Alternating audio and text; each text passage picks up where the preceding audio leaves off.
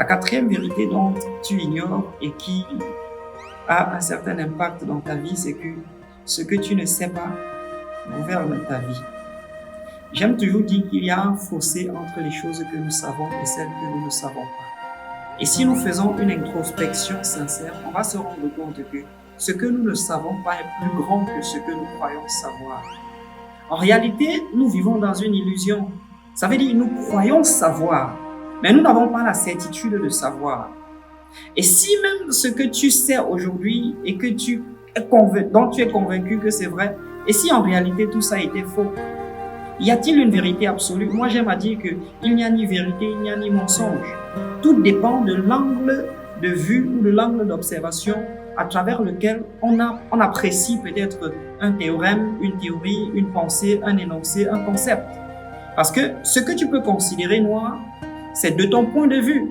Moi, de mon point de vue, je le vois blanc. Si je ne me mets pas à la position à laquelle toi tu observes, je vais dire que tu es dans l'erreur parce que toi, de ton côté, tu vois le noir et moi, de mon côté, je vois le blanc. Qu'est-ce que cela voudrait donc dire? Ça veut dire que nous n'avons qu'une portion de connaissance et une portion de vérité. Et cette portion doit être totalement entretenue, totalement, parce que nous devons avoir un cerveau flexible pour nous permettre de nous ajuster au quotidien. Et c'est la difficulté que j'ai souvent lorsque j'échange avec certains croyants. Je n'ai vraiment rien contre les croyants, mais le fait qu'ils soient dans une boule de cristal ou du moins dans une boule dogmatique fait en sorte que ceux-ci ne puissent pas apprécier la connaissance à sa juste mesure. Pourquoi? Parce que la connaissance brille chaque jour d'un feu nouveau. Le monde évolue, il est dynamique, il y a de nouvelles connaissances qui effleurent le monde. Nous sommes à l'ère du Verseau. Il y a donc la possibilité d'apprendre des choses qu'on ne savait pas.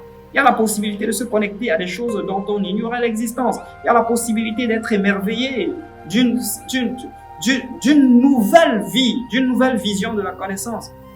Et pour ça, si on n'est pas vraiment flexible, ça vaut pas la peine en fait. Ça vaut pas la peine. Donc ce que tu ne sais pas te gouverne. Et oui, qu'est-ce que vous constatez?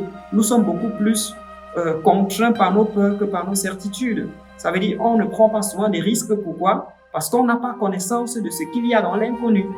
Et n'ayant pas connaissance de ce qu'il y a dans l'inconnu, qu'est-ce que ça fait? Ça freine nos initiatives, ça avilit notre enthousiasme, ça effrite notre motivation et ça nous cloue dans ce qu'on appelle le statu quo et l'inertie. Pourtant, c'est quelque chose qu'il faut vaincre et triompher.